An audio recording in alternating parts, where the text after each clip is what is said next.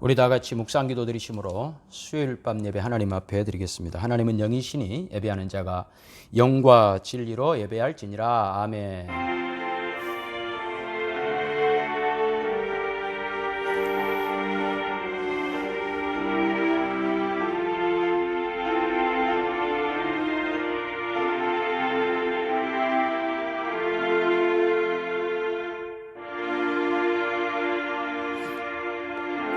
하나님 아버지 감사합니다. 수요예배로 모였습니다. 하나님께서 우리를 교회로 부르신 것이 얼마나 큰 축복이며 영광이며 은혜임을 알게 하옵소서. 하나님 아버지 홀로 영광 받으시고 오늘 또 우리에게 꼭 필요한 말씀 주셔서 그 말씀 붙들고 승리케 하옵소서. 예수님의 이름으로 기도하옵나이다. 아멘. 찬송가 431장 찬송입니다.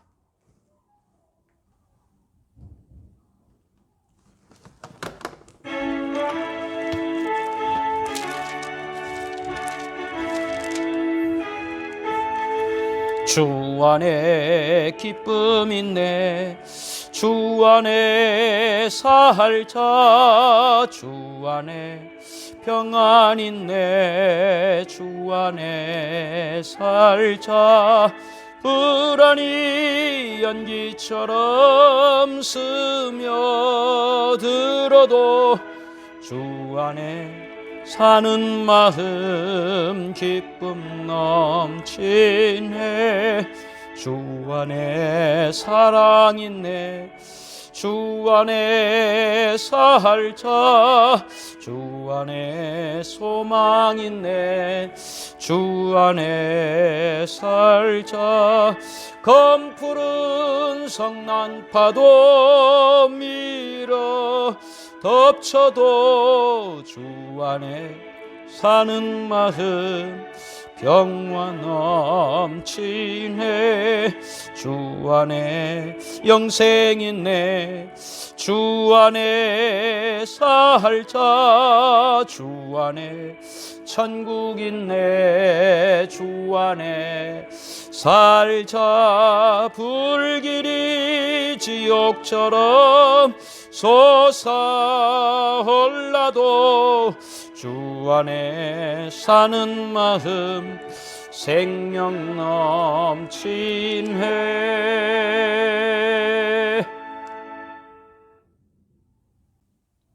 하나님 말씀 보겠습니다. 하나님 말씀 빌립보서 1장 3절에서 6절입니다. 빌립보서 1장 3절에서 6절입니다. 내가 너희를 생각할 때마다 나의 하나님께 감사하며 간구할 때마다 너희 무리를 위하여 기쁨으로 항상 간구함은 너희가 첫날부터 이제까지 복음을 위한 일에 참여하고 있기 때문이라. 너희 안에 착한 일을 시작하신 이가 그리스도 예수의 날까지 이루실 줄을 우리는 확신하노라. 아멘. 오늘 이 말씀으로 빌립보서 강의 두 번째 시간, 우리의 기쁨의 근거가 무엇인가 생각해 보겠습니다. 오늘 본문에 보니까 3절에 하나님께 감사하며, 또 4절에 기쁨으로 항상 간구함은, 또 5절에 이제까지 복음을 위한 일에, 이렇게 감사, 기쁨, 복음, 또 6절은 확신하노라. 확신, 감사, 기쁨, 복음, 확신, 굉장히 긍정적인 단어들이 등장하고 있습니다. 그러나 정작 이 편지를 쓰고 있는 바울 사도는 감옥 안에 갇혀 있습니다. 로마 감옥 안에 갇혀 있습니다. 감옥 안의 환경, 갇혀 있는 바울의 상태와 비교해 볼 때 감사나 기쁨이나 복음이나 확신이나 이런 단어들이 어울리지 않습니다. 현실과는 맞지 않는 그런 단어들을 쓰고 있습니다. 왜 이런 단어들을 쓰고 있을까요? 마치 우리가 전도할 때 주로 이런 말 합니다. 예수 믿으면 복 받습니다. 예수 믿으면 평안합니다. 예수 믿으면 성공합니다. 그러나 그 말이 다 맞는 말이지만, 우리 신자들이 생각할 때 맞는 말이지만, 그러나 현실과는 맞지 않다는 걸 우리는 너무나 잘 압니다. 그럼에도 불구하고 우리는 왜 계속 예수를 믿습니까? 그런 성공이 없고 그런 세상적 평안이 없음에도 불구하고 우리가 예수님을 계속 믿는 까닭은 다른 차원에서 복과 평안과 성공이 있기 때문입니다. 그래서 빌립보서 1장부터 4장까지는 기뻐하라, 기뻐하라 하는 말씀이 반복이 됩니다. 3장 1절도 보시면 끝으로 나의 형제들아 주 안에서 기뻐하라. 너희에게 같은 말을 쓰는 것이 내게는 수고로움이 없고 너희에게는 안전하니라. 4장 1절도 그러므로 나의 사랑하고 사모하는 형제들 나의 기쁨이요 멸륭 아닌 사랑하는 자들아 이와 같이 주 안에서 살아라고 하고 4절에 주 안에서 항상 기뻐하라. 내가 다시 말하노니 기뻐하라. 기뻐하라 라고 하는 말씀을 계속해서 반복합니다. 왜 기뻐하라고 그럴까요? 보통 기뻐하라 라고 할 때 기쁜 일이 있으니까 기뻐해라 라고 하는 것이 굉장히 일상적입니다. 그러나 바울사도는 지금 감옥에 갇힌 죄수 생활을 하고 있습니다. 수감 생활하고 있습니다. 더욱이 그는 죄를 지은 적이 없음에도 불구하고 감옥에 들어갔습니다. 왜 그는 감옥에 들어갔는가? 유대인들의 고소, 당시 로마 식민지 지배를 받고 있던 유대인들이 로마 총독 황제에게 이 바울은 이 유대인 사회의 그 불안을 조장하는 자다, 사회 불안 요소다 이렇게 헛소문을 퍼뜨려서 거짓 고소로 바울을 감옥에 가게 한 거죠. 또 이방인들을 선동해서 유대인들에게 해를 끼친다. 뭐 이런 거짓 공격 이렇게 해서 바울을 감옥에 가게 한 겁니다. 그러니까 바울 사도는 실제적으로 감옥에 갈 죄를 지지 않았음에도 불구하고 당시의 정치적 사회적 환경으로 말미암아 치르지 않아도 될 희생을 치르고 있습니다. 그러면서도 바울은 기뻐하라. 지금 억울해도 몇 번 억울해야 되는데 억울한 것이 아니라 기뻐해라. 그러니까 바울 사도가 빌립보 교인들에게 기뻐하라라고 하는 말씀은 자기 자신도 기뻐할 수 없는 상황에 기뻐하고 있으니 너희도 나의 기쁨에 동참하라라고 하는 것입니다. 왜냐하면 빌립보 교인들도 바울 사도가 처한 상황과 거의 비슷하기 때문에 그렇습니다. 빌립보 교인들은 많은 현실적인 어려움들이 있었습니다. 그들이 믿고 의지했던 바울 사도마저 감옥에 가버리고 말았습니다. 낙심할 수밖에 없었죠. 그럼에도 기뻐하라. 그러니까 이런 기뻐하라라고 하는 말은 어떤 심리 치료가 아닙니다. 다시 말하면 긍정적 사고방식. 웃으면 복이 와요. 좋은 것을 생각하면 좋은 일이 생긴다. 그러니 기뻐해라. 무작정 기뻐해라. 이런 뜻이 아닙니다. 왜냐하면 지금 겪고 있는 고난이 바울에게서나 빌립보 교회나 실제적으로 그것이 하나님의 일하심의 손길 속에 있고 거기에서 많은 신앙적 유익들이 있기 때문에 기뻐하라는 겁니다. 말씀이 육신이 되신 예수님, 이 육신은 다 고난이거든요. 고난 속에 들어오신 예수님, 죽음 속에 들어오신 예수님. 그래서 육신에서 우리와 함께 말씀으로 계시면서 우리에게 은혜와 진리가 충만하게 하심으로 하나님의 영광으로 우리를 인도하신 것처럼 지금 그 말씀 그대로 그 말씀이 현실 속에 적용되고 이루어지고 있으니 기뻐하라는 겁니다. 실제적 기쁨이 기독교 안에 있다는 것이지 기쁨은 없는데 생각으로만 기뻐하면 고통을 잊어버린다 이런 뜻이 결코 아니라 이 말이죠. 지금 우리의 실패 속에 현실적 고난 속에 하나님께서 무슨 일을 하고 계신가를 보면 우리는 기뻐할 수밖에 없게 됩니다. 그러면 실제로 바울 사도가 그 감옥에 갇힌 고난을 통하여 하나님께서 어떤 바울 사도나 빌립보 교인들이 기뻐할 수밖에 없는 상황들을 만들고 계시는가? 빌립보서 1장 12절을 한번 봅시다. 빌립보서 1장 12절 형제들아 내가 당한 일이 도리어 복음 전파의 진전이 된 줄을 너희가 알기를 원하노라. 이러므로 나의 매임이 그리스도 안에서 모든 시위대안과 그 밖의 모든 사람에게 나타났으니 형제 중 다수가 나의 매임으로 말미암아 주 안에서 신뢰함으로 겁 없이 하나님의 말씀을 더욱 담대히 전하게 되었느니라 그랬어요. 그러니까 바울 사도가 감옥에 갇히니까 어떤 일들이 벌어졌느냐? 그 일반적인 생각들이 깨지기 시작한 거예요. 그러니까 일반적인 생각은 뭐냐면 잘하면 상 받고 못하면 벌 받는다. 잘한 사람들은 황제 앞에 가서 칭찬받고 못한 사람들은 감옥에 들어가 벌 받는다.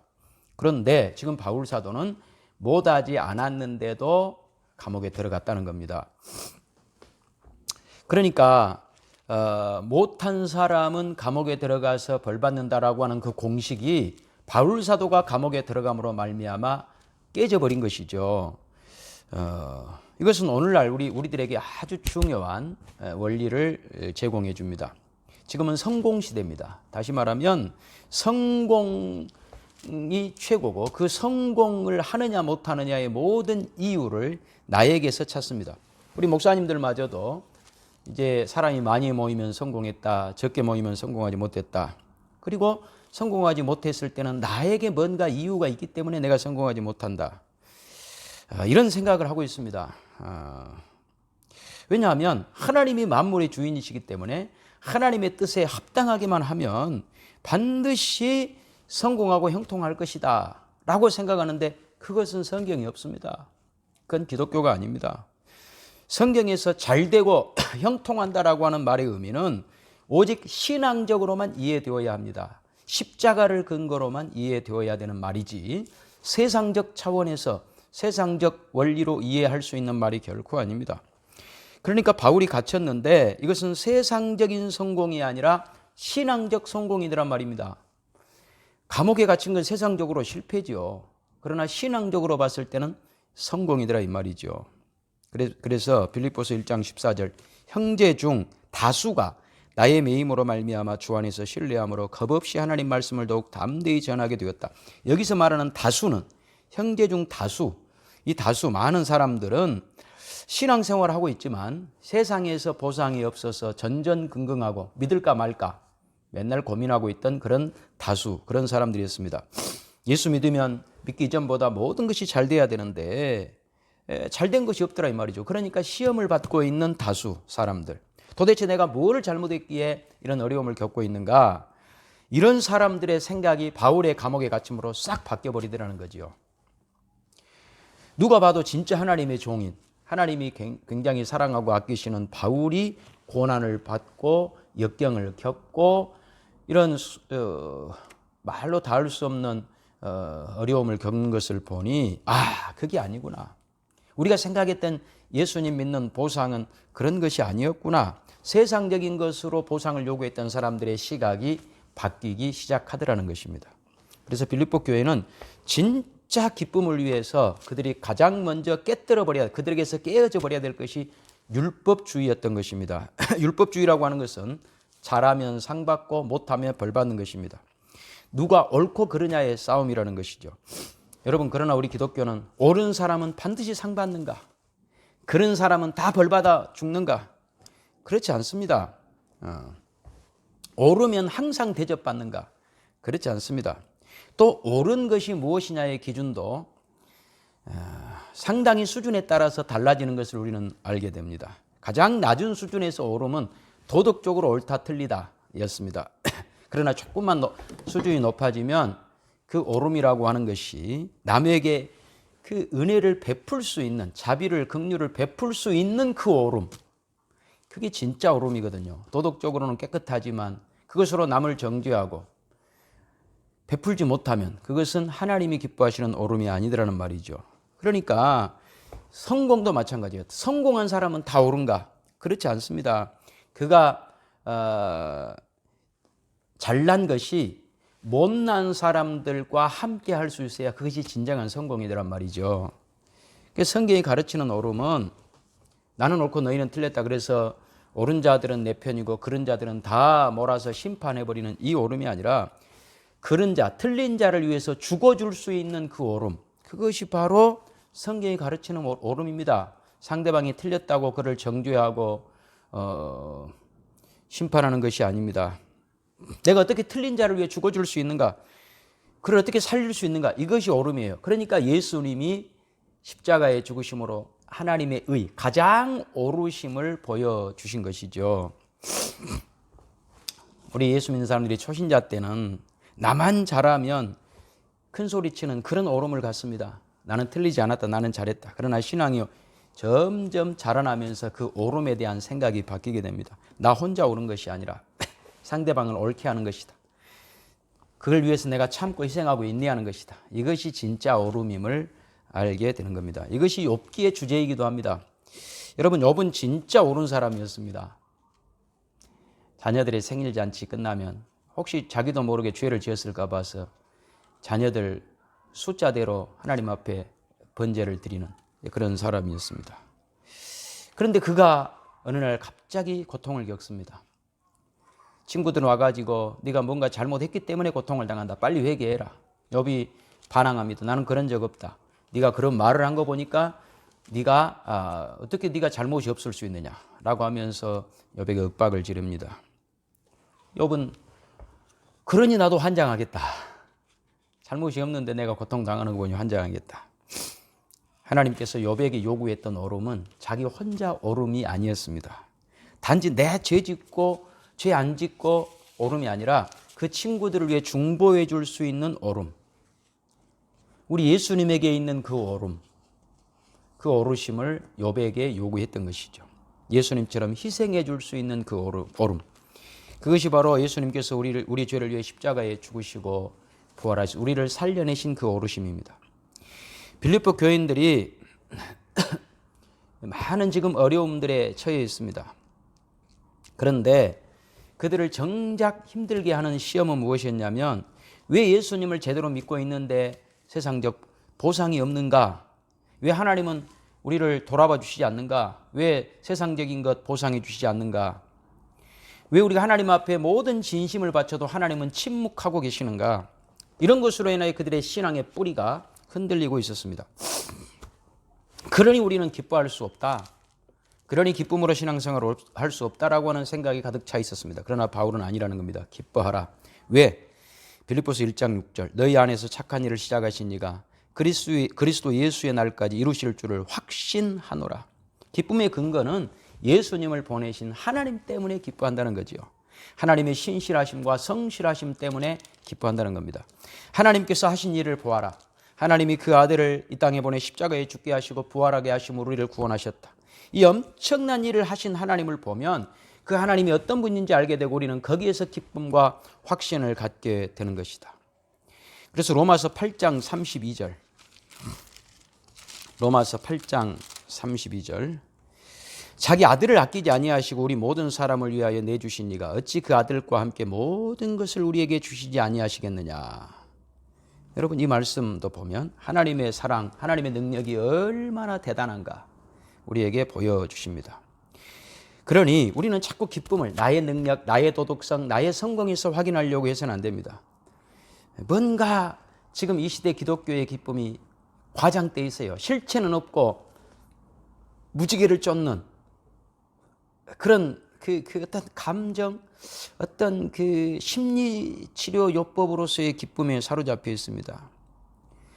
그러나 하나님은 우리에게 그런 없는 기쁨을 주시려고 그 아들을 보내신 것이 아닙니다. 현실의 기쁨, 실제적 기쁨, 말씀이 육신이 되어 고통과 고난 속에 있는 육신 속의 말씀으로 들어오셔서 우리에게 하나님의 충만하심으로 충만케 하시는 그 기쁨 주시는 것입니다. 그래서 고난의 현장, 죽을 것 같은 현장, 말로 다할 수 없는 고통스러운 우리의 삶의 모습 속에서 예수 그리스도의 십자가를 통하여 우리에게 진정한 기쁨이 무엇인지를 가르쳐 주시고 싶으신 것입니다. 그런 점에서 바울 사도는 도무지 기뻐할 수 없는 감옥 속에서 빌립보 교인들에게 기뻐하라 이렇게 말합니다. 왜냐하면 지금이야말로 믿음의 눈으로 바라볼 때 하나님의 일하심을 바라보는 절호의 기회이기 때문에 그렇다. 하나님이 이 고난 속에서 무엇을 이뤄내는지를 보라. 믿음의 눈으로 보라. 실제적으로 지금 무엇이 일어나는지를 보라. 세상적 눈으로 보지 말고 믿음의 눈으로 보라는 거예요. 에베소서 3장 1절도 마찬가지입니다. 에베소서 3장 1절입니다.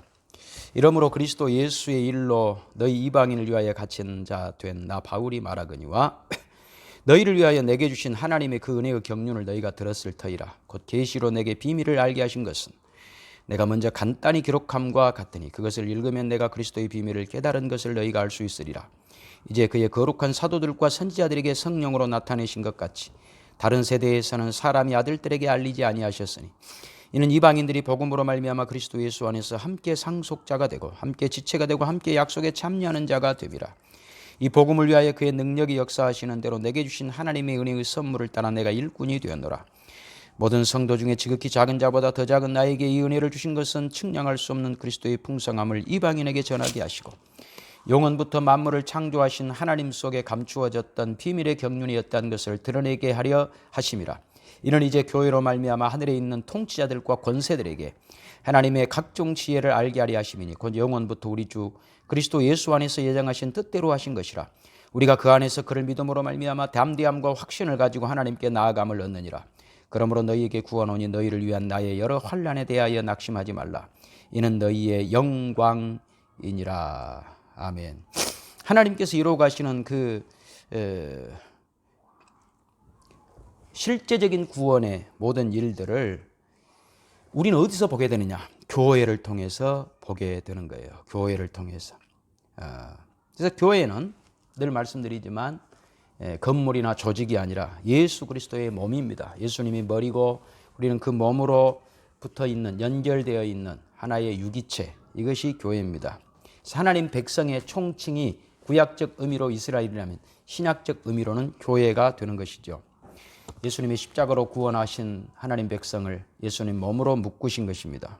그리고 그 교회를 하나님 끝까지 책임지십니다. 13절 다시 보면 그러므로 너희에게 구하노니 너희를 위한 나의 여러 환난에 대하여 낙심하지 말라. 이는 너희의 영광이니라. 영광이다. 우리의 모든 환난이 전부 우리의 영광이다. 우리의 고통이 영광이다. 안 아프고 늘 웃고 이것이 영광이 아니라는 거예요. 나는 아무 문제 없어. 이것이 영광이 아니라는 거예요. 아프고 고통스럽고 힘들 때 환난이 우리를 열매 맺게 하는 것입니다. 우리가 더 깊어지는 것입니다. 그렇기 때문에 이 우리의 아픔, 우리의 환난이 단지 우리 혼자 아픔이고 환난이라면 그건 실패겠죠. 그러나 하나님이 함께 아프시는 겁니다. 그 아픔이 하나님의 훈련의 계획 속에 있는 아픔인 것입니다. 그러니 하나님이 열매를 맺게 하신 것입니다. 그래서 우리의 아픔은 답이 없는 아픔이 아니라 답이 있는 아픔입니다. 당할 때는 너무나 실제적으로 몸이 아픕니다. 그러면 우리 예수 믿는 사람들이 환난이나 아픔이 오면 안 아픈가? 마취제를 맞는 것처럼 안 아픈가? 그렇지 않습니다. 욥이 너무나 고통이 심하니까 하나님을 원망할 정도로 고통이 심했습니다. 그러나 결국 그 하나님, 그가 원망했던 하나님께로 돌아오니 답이 있었습니다. 고난이 없던 친구들에게는 답이 없었어요. 그러나 고난이 있는 욥에게는 친구들보다 3배나 더 큰 그 열매가 있었던 것입니다. 빌립보 교회, 우리 영광 제1교회, 하나님이 교회로 부르셨습니다. 예수님이 우리의 머리고 우리는 몸으로 부르셨습니다. 하나님이 여러분들을 끝까지 포기하지 않고 계심의 증거가 빌립보 교회고 영광 제1교회입니다. 그러니 낙심하고 답답한 일을 당해도 절망할 필요가 없습니다. 당연히 현실에 보상이 없고 이 어려움이 언제 끝날지 몰라서 답답한 것이 사실입니다. 그러나 교회로 부르신 것이 분명합니다. 여러분 교회를 보지 않습니까? 예수 그리스도 우리의 머리이시고 우리가 몸으로 부름받은 이 교회를 통하여서 우리는 역사의 주관자이시고 인생의 주관자이신 그 예수님이 우리를 이끌고 계심을 우리의 눈으로 똑똑히 보고 있습니다. 그러니 우리의 결과는 예수님만큼 우리가 되는 것입니다. 예수님만큼 잘하는 것입니다. 예수님을 통하여 하나님께서 계획하신 그만큼 그 계획이 성취되는 만큼 여러분들은 영광을 얻게 되는 것입니다. 믿음의 눈을 가지면 안 되는 현실 속에 모든 것이 고통스러운 현실 속에서도 하나님의 계획과 하나님의 뜻을 특히 교회를 통해 펼쳐지시는 하나님의 계획, 하나님의 뜻을 보고 여러분들은 기뻐할 수 있습니다. 이 기쁨이 충만하시기를 주님의 이름으로 축원합니다. 기도하겠습니다. 하나님 아버지 빌립보 교회, 영광 제1교회, 하나님께서 우리를 교회로 부르신 까닭은 하나님 우리를 포기하지 않고 계시다라고 하는 증거이며 하나님이 예수님을 통하여 가지신 구원의 계획 그리고 구원받은 하나님 백성 주의 몸된 교회로 부르셔서 하나님의 영원한 영광의 열매 되게 하시고자 하시는 하나님의 뜻 지금도 철저하게 수행되고 있음을 기억하며 믿음의 눈을 바라보며 하나님이 하시는 놀라운 일, 특히 우리의 고난의 환난의 삶 속에서 이루어져 가고 있는 하나님의 놀라운 뜻을 보며 기뻐하는 저희가 되게 하옵소서. 예수님의 이름으로 기도하옵나이다. 아멘. 우리 찬송가 446장 찬송하겠습니다.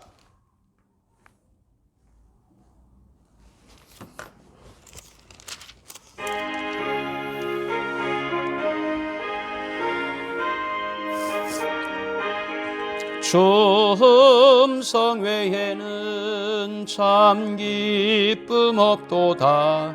날 사랑하신 주 늘 계시옵소서.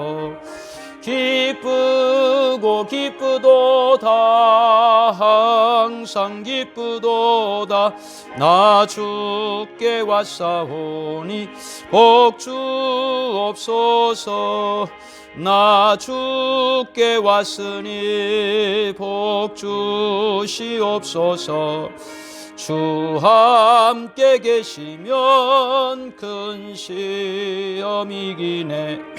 기쁘도다 항상 기쁘도다. 나 주께 왔사오니 복 주옵소서. 주 떠나가시면 내 생명 헛되네. 기쁘나 슬플 때 늘 계시옵소서. 기쁘도다 항상 기쁘도다. 나 주께 왔사오니 복 주옵소서. 그 귀한 언약을 이루어 주시고 주 명령 따를 때 늘 계시옵소서. 기쁘도다 항상 기쁘도다. 나 주께 왔사오니 복 주옵소서.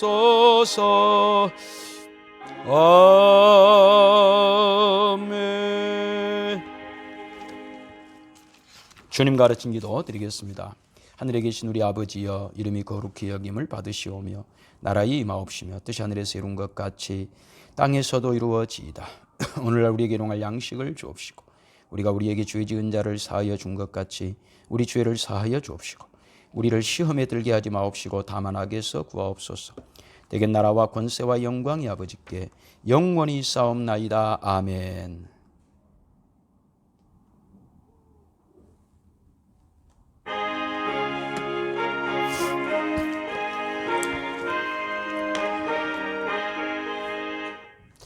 이상으로 수요예배 마쳤습니다.